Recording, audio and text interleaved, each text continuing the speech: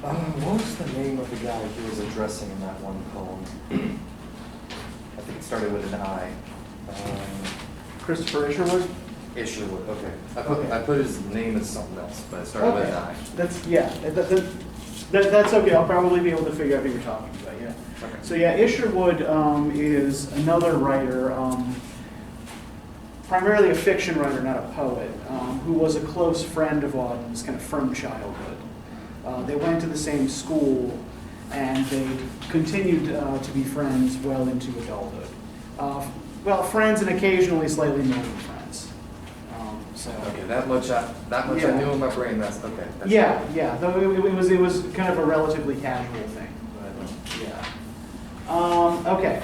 So a couple of things before we get started, or before we get more deeply into Auden's poetry or personal relationships.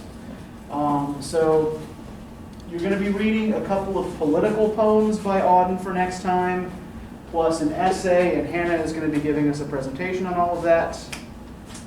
There are a couple of other things I do also just kind of want to point out. The final exam date for this class is Thursday, May 5th. Be in this room from 1 to 3 p.m. And we do also have a reading day on Tuesday. So we don't meet the Tuesday of that week officially, but I wanted to know if y'all wanted a review session before the exam, if you thought that would be helpful. Yes, no, you're nodding yes. Would people be able to do a review session on Tuesday?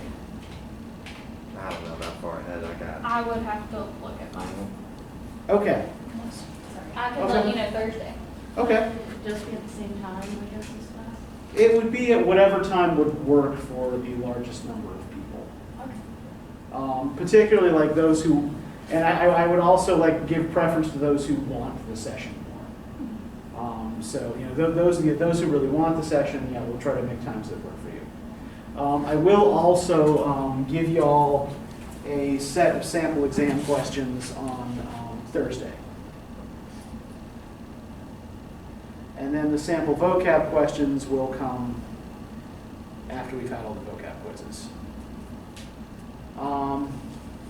So does anybody have any questions about the exam, the annotated bibliography, or the paper? It has been pointed out to me, yes, I realize that I have not yet changed the due date in Georgia View on the annotated bibliography. I promise I will fix that after class. And then the proposal will be due next Thursday.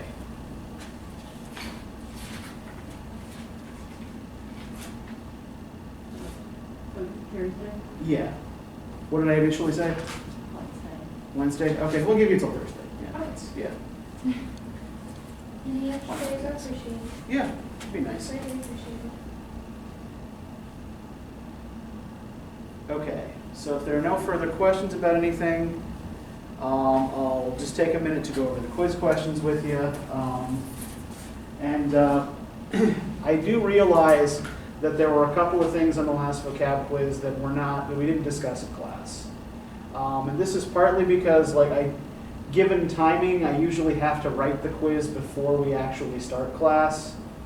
And I have a list of things I intend to go over, and sometimes I don't get to all of them. Usually I remember to go back and edit the quiz to adjust for that. Last week I didn't remember. So there are a couple of things we didn't talk about that some of you actually got them right anyway, but I just gave everybody full credit for those things because I hadn't given that information to you. All right. So the Left Book Club. What's the Left Book Club?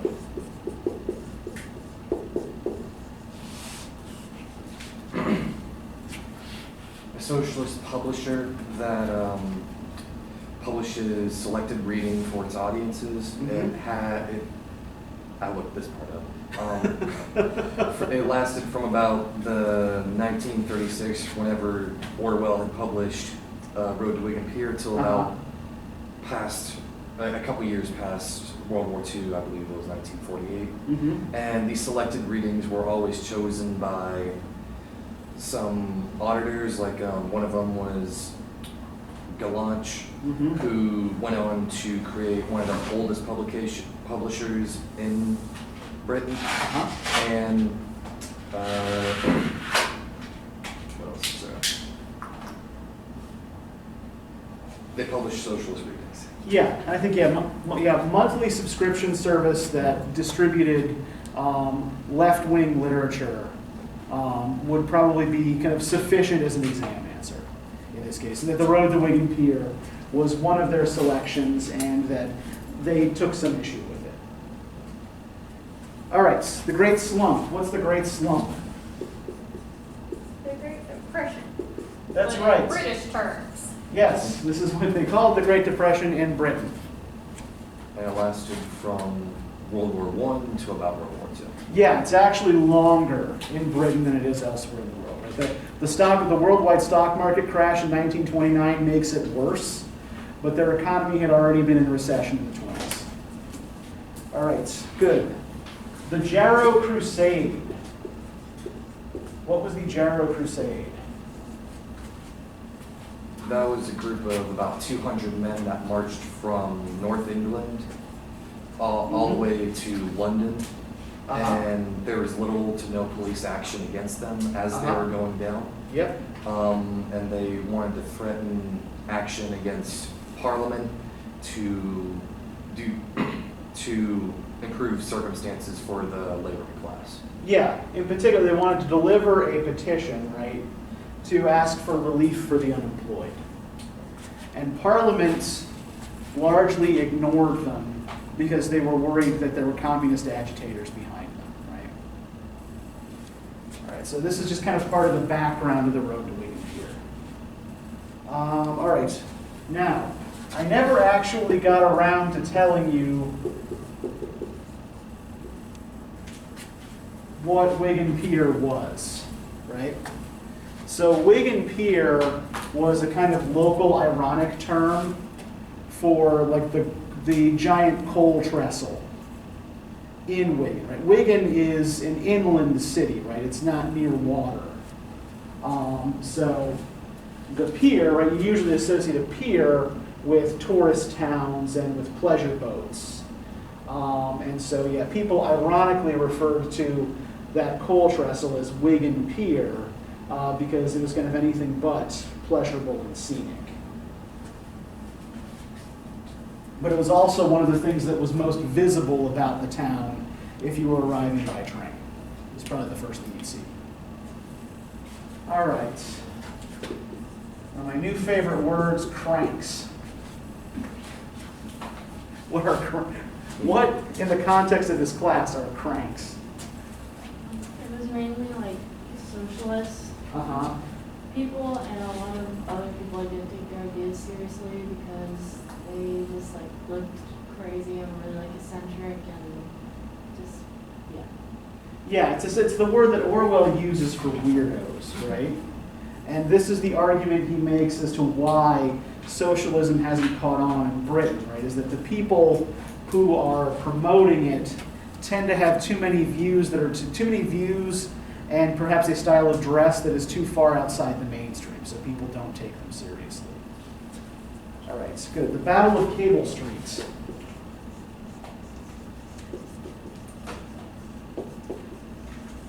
What was this? It was a fascist march through a Jewish neighborhood Mm-hmm. that was police regulated.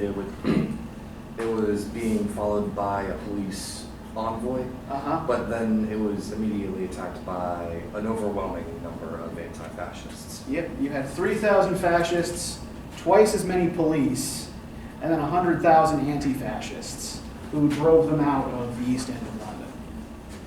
All right, good. Lower upper middle class. Who or what are the upper lower middle class?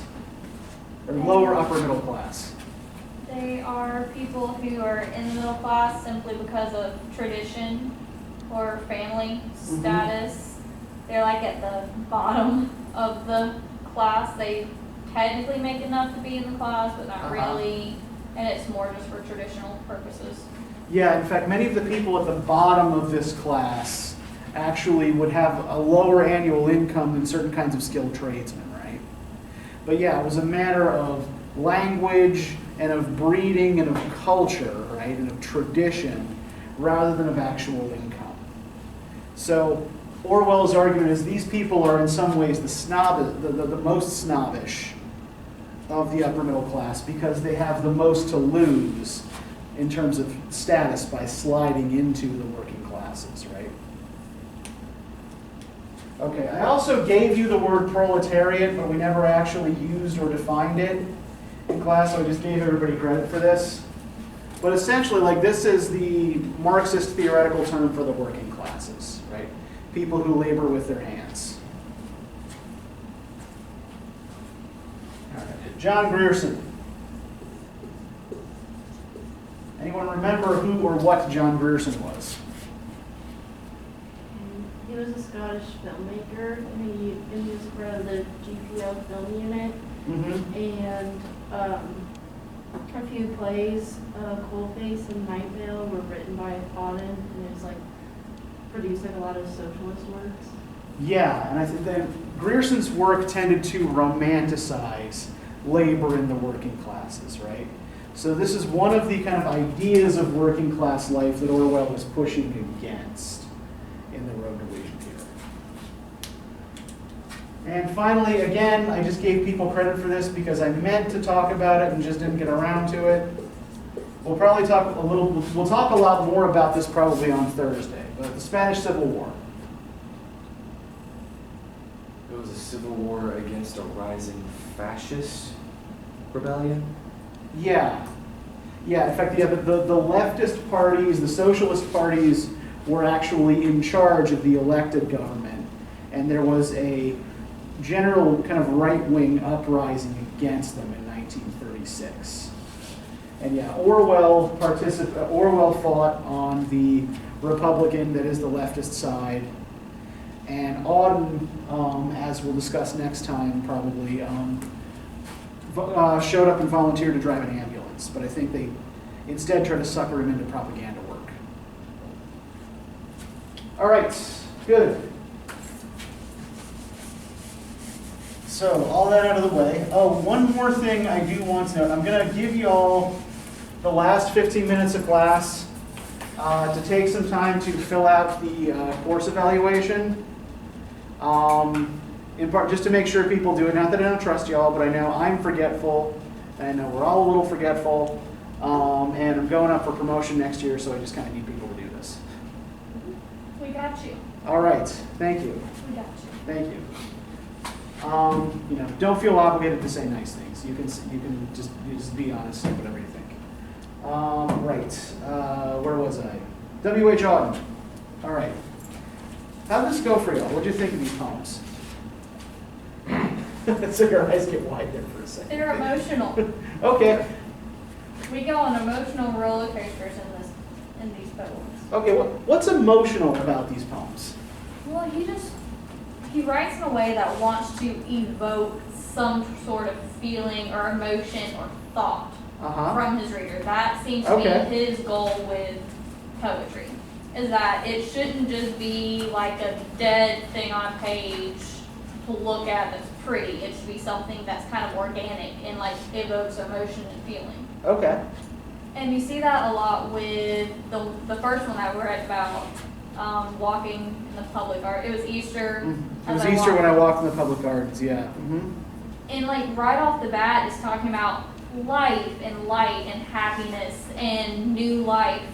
And then at the end of the first stanza, you start talking about an ugly embryo chicken. Yeah. And a man sobbing and he's helpless, and you're remembering all the people or all the things that died leading up to this new life. Okay, good. Yes, yeah. New life isn't always pretty, right? Like something, it's like a forest fire.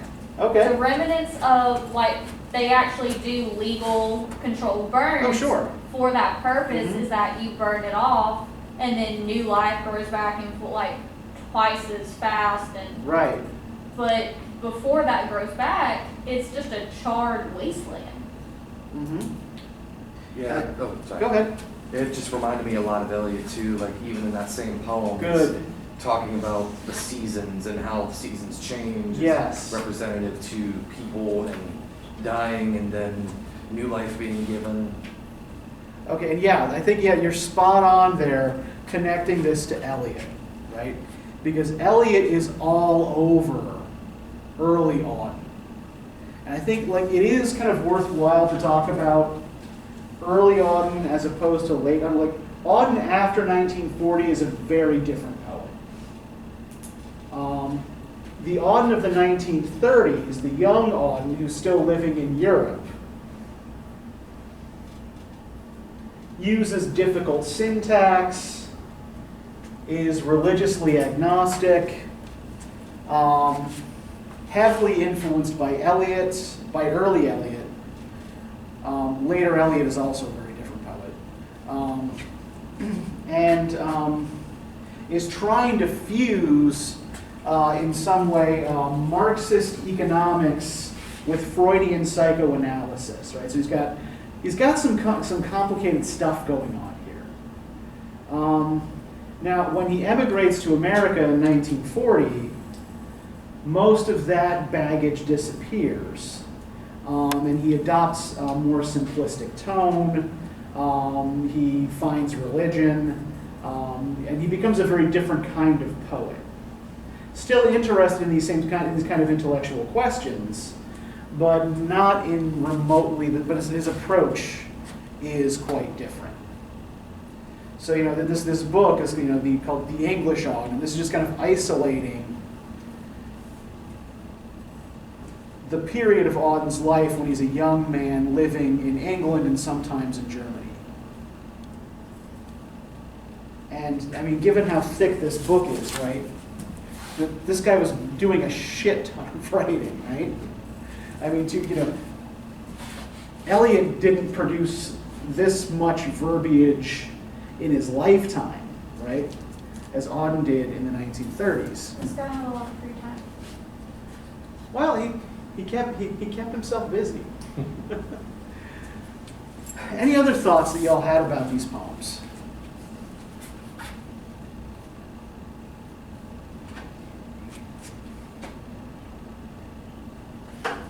Okay, so I want to go back then first to something that you said, Bree, about like these kinds of like images that are used to evoke particular ideas or emotions, right? He seems to like to shock people into thinking something. Okay, like with the embryo chicken image. Helpless embryo chicken.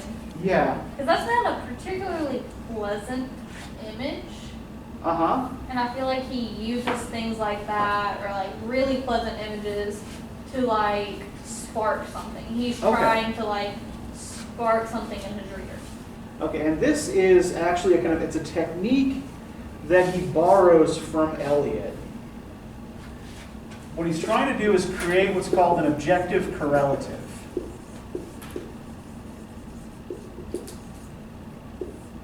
Now, we didn't talk about this when we talked about The Wasteland, because I'm not sure it's actually directly relevant to much of what Eliot is doing in The Wasteland. And it's indeed, like, it's not the most important thing that Eliot's doing in The Wasteland, if it is. But has anybody ever heard the phrase objective correlative before? Okay. So an objective correlative, as Eliot defines it, is a set of objects, a situation, a chain of events,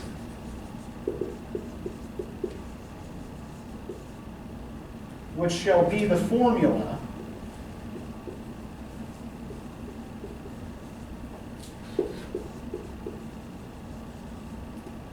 of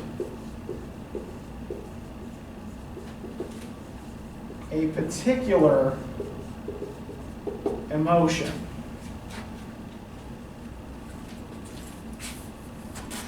So an objective correlative is language or imagery that is intended to evoke a very specific emotional response in the reader. So this is one of the things that Auden is taking from Eliot. I think it's probably worth noting here, right? So that Eliot publishes The Wasteland in 1921.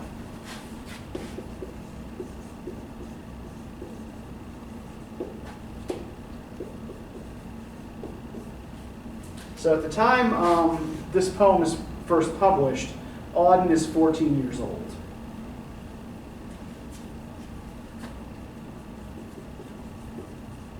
The earliest poem I had you read for today,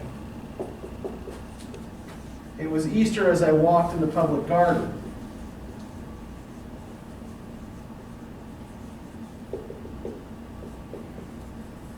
It is published in 1929. Auden is 22 years old and just out of university. So he's still very much under the influence of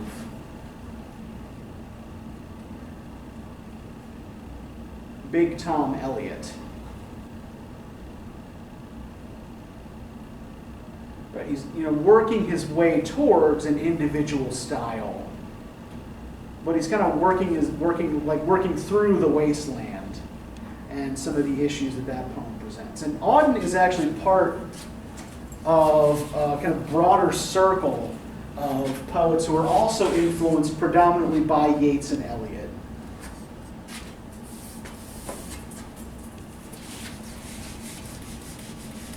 And they all publish in the same volumes, and they publish anthologies together, and they publish in the same journals as well, right? So Auden and a lot of these other guys publish their poems first in 2 volumes of left-wing writing, New Signatures and New Country, which are published respectively in 1932 and 1933. You said these are anthologies? Yeah, these are anthologies. And they also kind of converge on a small magazine published by a guy named, or edited by a guy named Jeffrey Grigson called New Verse. And New Verse exists from 1933 to 1939. Essentially, the war and the paper shortages that result from the war do New Verse and a lot of other little magazines in. Right? They can no longer afford to continue to, given the increased price of paper.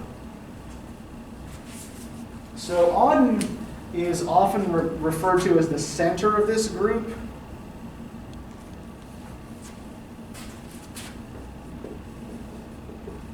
But it also included the poets Cecil Day Lewis, Stephen Spender,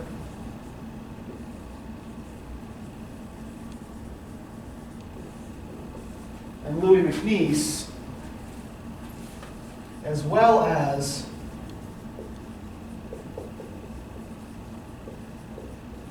the novelist and short story writer Christopher Isherwood.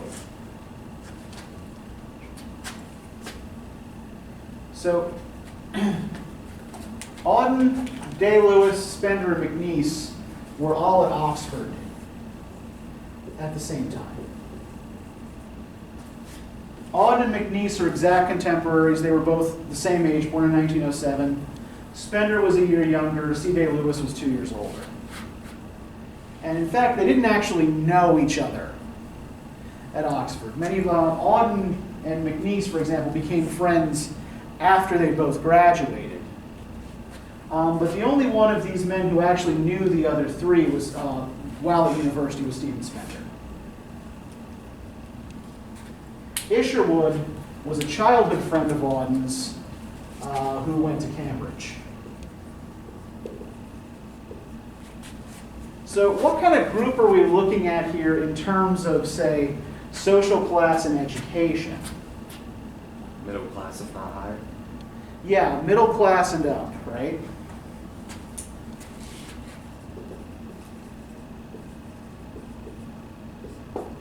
Right, educated primarily in elite boarding schools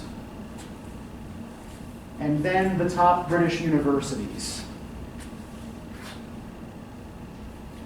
And at least in the 30s, all five wrote from an explicitly left-wing perspective. So these are actually some of the writers that Orwell is criticizing in The Road to Wigan Pier. When he talks, for example, about the Nancy poets at one point, he's talking about these guys.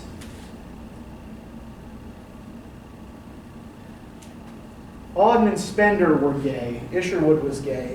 Day-Lewis and McNeice were not. But they developed a reputation for cliquishness and for a certain kind of, like, I guess what we would call camp behavior that Orwell found distasteful.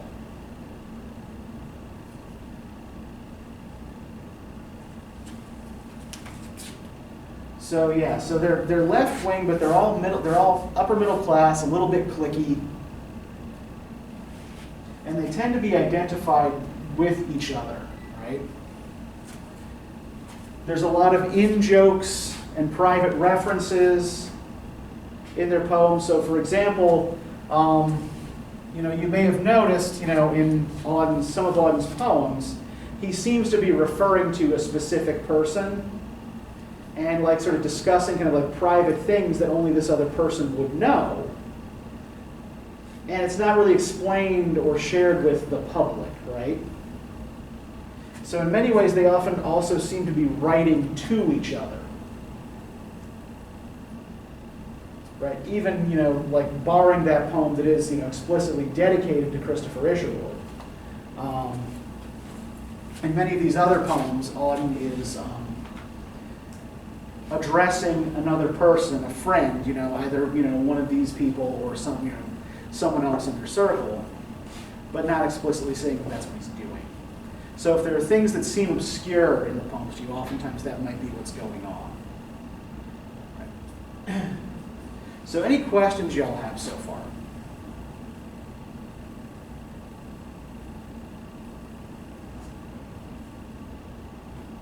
Okay, so one thing that I noted was that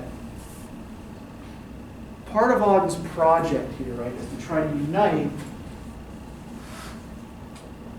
Freudian psychoanalysis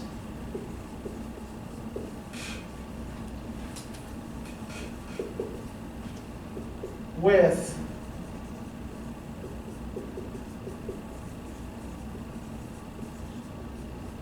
Marxist social critique. And I think we can see some of the program that he's trying to outline for poetry in this introduction to the poet's tongue.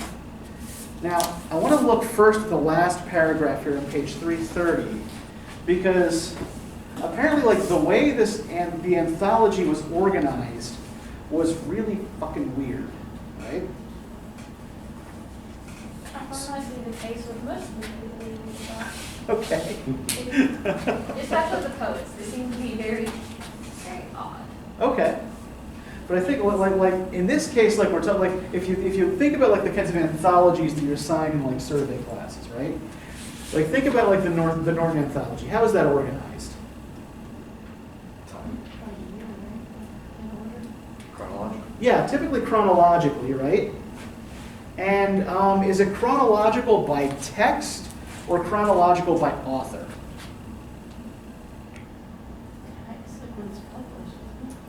I think it's off. Is it awesome? Yeah, it's organized chronologically by author, right? So like, depending, like, where you fall in the collection depends on the year in which you were born, right? So, Wordsworth is older than Coleridge, so he comes before Coleridge, even though they started publishing at about the same time. Coleridge comes first alphabetically, right? so on and so forth. So it's both chronological and by author here, right? Now let's look at the way the poet's tongue was organized. On page 330 here, right? Can I get someone to read that paragraph for us?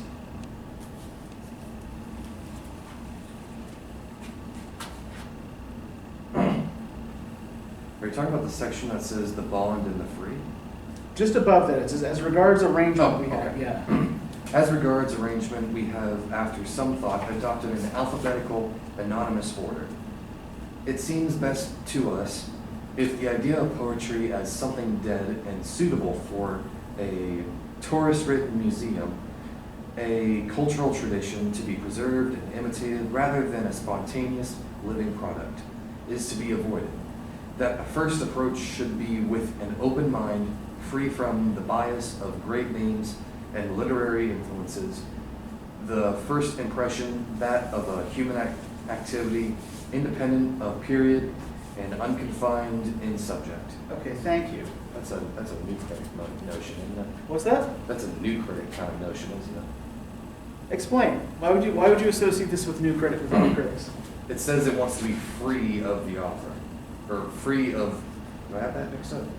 No, I mean, the new critics are the ones who say that authorial intent is bullshit, right? Okay. It doesn't matter. That all you need to understand the poem is right there in the poem, right? So yeah, I think and the new critics are getting going at around the same time that Auden's writing this. This is 1935. So yeah, so these kinds of ideas are in the air. But I think what I wanted to focus on first here is the way he's saying this anthology he's writing the introduction to, The Poet's Tongue, is set up, right? It's alphabetically and anonymous. Yeah. Which kind of contradicts itself. How Unless so? they're doing. Well, is it alphabetical by author That's or my by question. Is it title by of author poem? or title of the poem? Because if it's by author, then it can be anonymous. Right. But if it's by the title of the poem, then it can be. Okay, so then which must it be?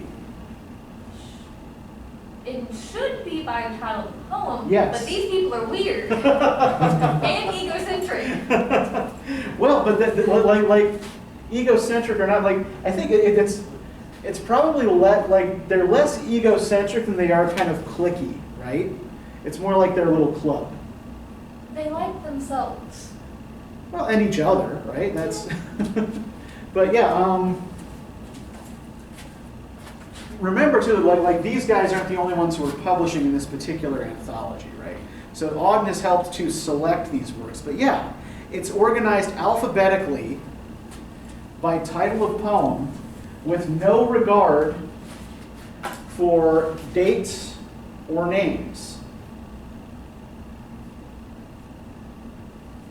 What's the logic he presents for this? So that it presents as a living, organic being as opposed to just dead, pretty words. Okay, yeah, he's trying, to avoid that, what he calls that museum quality, right? And does this sound like, we'd have to be thinking back a little ways here, but does this sound at all familiar? The idea of the past as a kind of museum that needs to be torn apart and destroyed. Yes. Okay. I'm trying to remember. What's the opposite of past? The future is Future. Okay, yeah. Mina Lloyd? Or- Yeah, if we think back to Mina Lloyd, the futurists, right? Sorry? Yeah, I said futurism. Yeah. So essentially, there's a futurist idea incorporated in here, right? That we tend to think of the past as being like a museum or like a storehouse of monuments, right? And so what he's trying to do here is present poetry in a way that is more kind of living and vital, right? So let's kind of look at the rest of the essay here and see how, what a vital living poetry looks like to Auden. Now, I have a couple of points here that were there any parts of the essay that you specifically had questions about or that struck you as interesting or as insightful? Or as confusing and or bullshit? Okay, this one, it didn't I'm just making sure I'm reading this right. Uh-huh. It's in the first paragraph. It says, for this reason, the exposition of the scientific theory is easier to read than to hear. Okay. No poetry on the other hand, which when mastered is not better heard than read, is good poetry. Is he saying that poetry is better heard? Yeah. Okay, I was like, is he saying it's better? Okay. Yeah, well, I think, let's think of, like, what's the term he uses to describe poetry here in this first paragraph? What does he describe poetry as? Oh, memorable speech. As memorable speech, right? Yeah. Not as writing, as speech. Right. So he seems to be giving primacy to the spoken word over the written word, right? That plays into his whole idea of poetry being a living thing. Uh-huh. Because when you're looking at words, they're stationary on a page, but speech, it has, like, it comes and goes. It goes, like, tone changes. It goes up and down. It gets Okay. higher, lower, softer. Uh-huh. Yeah, and speech, kind of as you're saying, is ephemeral, right? Once it's, once it's spoken, it's gone, right? Unless, It can echo. okay, it can echo. Sorry,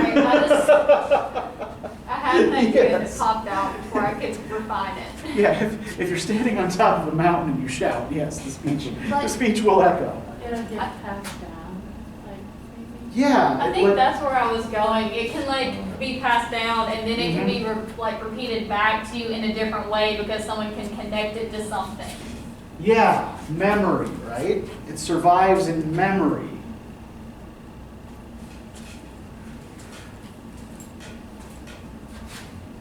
Right.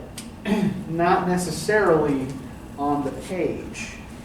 Right? All speech has rhythm, which is the result of the combination of the alternating periods of effort and rest necessary to all living things, and the laying of emphasis on what we consider important. And in all poetry, there is a tension between the rhythms due to the poet's personal values and those due to the experiences of generations crystallized into habits of language, such as the English tendency to alternate weak and accented syllables, and conventional verse forms like the hexameter, the heroic pentameter, or the French alexandrine. Similes, metaphors of image or idea, and auditory metaphors such as rhyme, assonance, and alliteration help further to clarify and strengthen the pattern and internal relations of the experience described. Okay. Really long sentences. Yes. Well, and I think a couple of things to remember about Auden too, right? When he's writing this essay, he's 28 years old. So, he's young, he's very smart, he's hyper educated, and he's grown up on literature that is self-consciously difficult, right?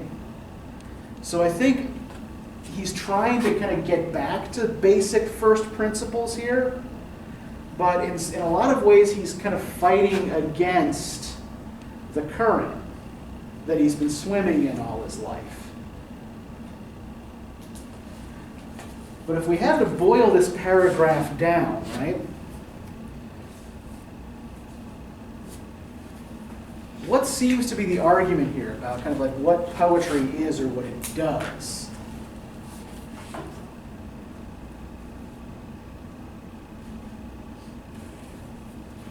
It makes you think and it makes you feel. Okay. And it makes you connect things that you may not have connected before, or it makes you feel an urge to look at something in a different way. Yeah, and I think that's the key thing there is this idea of like connection or pattern, right? That ultimately what poetry is about is relationships between things and between people. And he seems to talk about patterns a lot. Yeah. Much of what he says in this intro reminds me of what Yeats was saying too. Like maybe 20 years before, he's talking about what he's trying to evoke, what feelings he's trying to put onto the reader. Yeah, and I think Yeats is consciously adopting French decadent symbolist language in those essays of the 1890s. I think you're referring to the Symbolism of Poetry. I think is the one. Yes. That's going back to the beginning of the semester there, talking about the futurists being a long time ago. And yeah, I think, Auden has definitely read Yeats. He's very familiar with Yeats. And yeah, so I think and is, no doubt familiar as well with French symbolism. But I think, so he is thinking about these patterns of sound and imagery, right? But I think that ultimately what he wants to do with them is something quite different. So if we think back to what the artistic credo of the 1890s was, right? Think back in particular to Oscar Wilde. And what would Oscar Wilde's argument about art and its purpose be? Wasn't it that like art doesn't have to have a purpose, it can just like be like pretty and like something to look at? Yeah, and then the fact that it shouldn't have a purpose, right? That art should have no purpose other than to be beautiful, right? That's all it's supposed to do. And if you're expecting something else from it, that's coming from you, not from the art, right? So Auden is taking these ideas and turning them around. Auden actually does want art to do something, right? And I think the word that the 30s poets tend to use for what they want art to do is parable.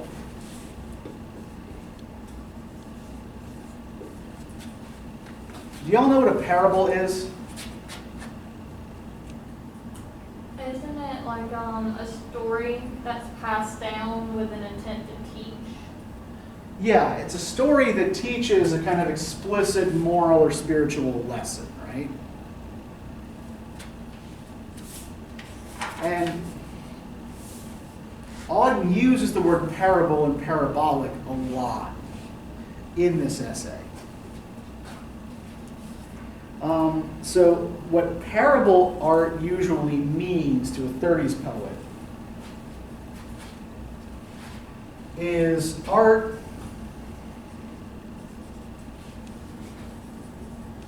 which expands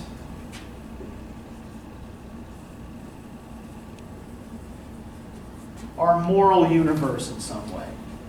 So not art that encourages you to do a particular thing or teaches you to do a particular thing, but art that expands your moral sense in some way, which may lead to action but doesn't necessarily, right? It's instructive, it's clarifying, but it's not propaganda, right?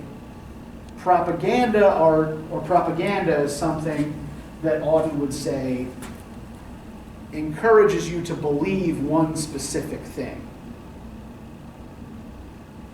Parable is more about opening your mind up to other possibilities, right?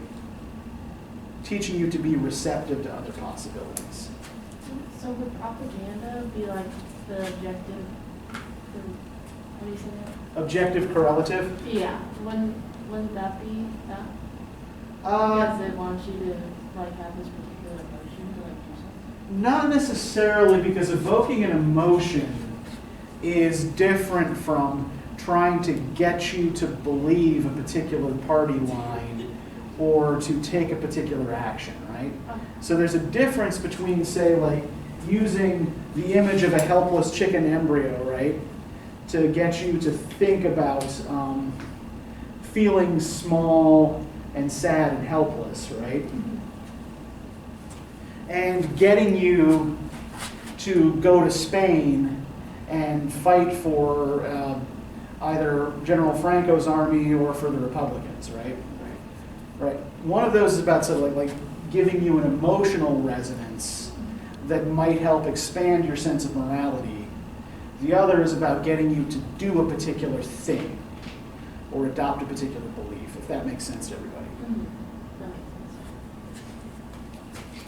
Okay, so let's look for a second here on page 329. So he talked, actually before we do that,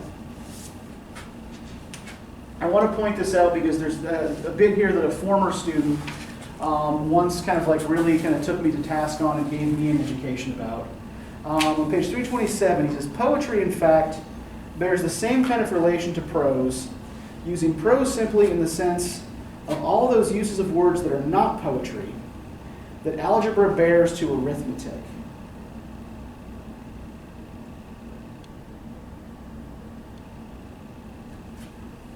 What do you think that means? What's the rule? I think the correlation there is with algebra, you're trying to find what's not there, where arithmetic, you're trying to go with a specific meaning. Like in arithmetic, there's a concrete answer, 2 + 2 = 4. Right. In algebra, there's a variable that you have to find, and you have to figure it out for yourself. Okay, so poetry, being like algebra, is about dealing with variables. Yes. Whereas prose, being like arithmetic, is about dealing with specifics. Yeah, and in prose, there's a line of thinking that the author is trying to invoke onto you, whereas algebra or poetry, there's a meaning there, and you have to pick it out for yourself. Okay.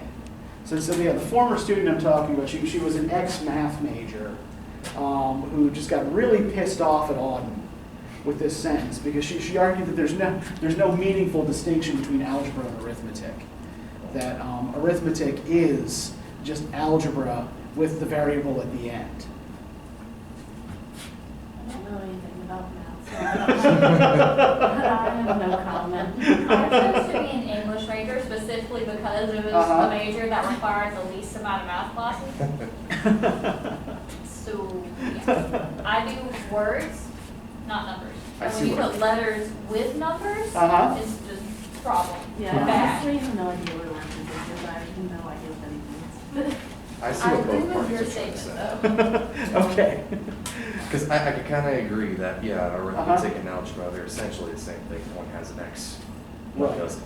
Yeah, and arithmetic has to follow the laws that algebra proposes. Yeah, so, but yeah, I include that mostly just because, this was a point of contention in the past. But I think the last thing I want to talk about, and then I'll let y'all go to do the evaluation. We can pick some of this up maybe a little bit more next time if we have time. When Auden is talking about the connection between psychology and poetry on page 329 here, right? He says, the psychologist maintains that poetry is a neurotic symptom, an attempt to compensate by fantasy for a failure to meet reality. We must tell him that fantasy is only the beginning of writing, that on the contrary, like psychology, poetry is a struggle to reconcile the unwilling subject and object. In fact, that since psychological truth depends so largely on context, poetry, the parabolic approach, is the only adequate medium for psychology. So what does Auden think the psychologists get wrong when they talk about poetry? From a Freudian standpoint, what does neurotic usually mean? Irrational? Yeah, somebody who is behaving in a neurotic way is someone who is behaving in an irrational and abnormal way, right?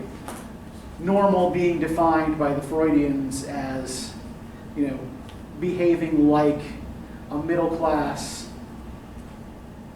European man, right? So, what does Auden think the psychologists are getting wrong here? That poetry is fantasy. And Yeah. and it's just simply that. So yeah. Oh, go ahead. Sorry, like people who are like reading poetry are like all in like this like la la land, and they're not like looking at real stuff that's going on. I don't agree with that very much. You don't agree with the psychologist's viewpoint or Auden's viewpoints? That like people that like poetry isn't like reality. I don't agree with that.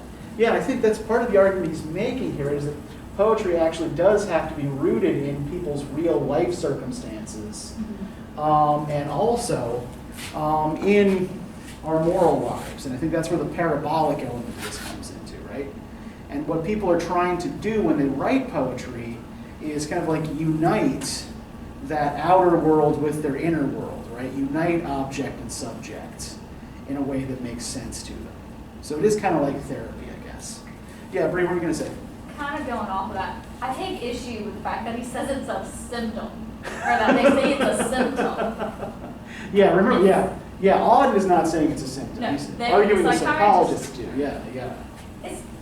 I would argue it's more of a coping mechanism to deal with what's going on Yeah. in your Mhm. like your reality, whatever your specific Yeah. reality is.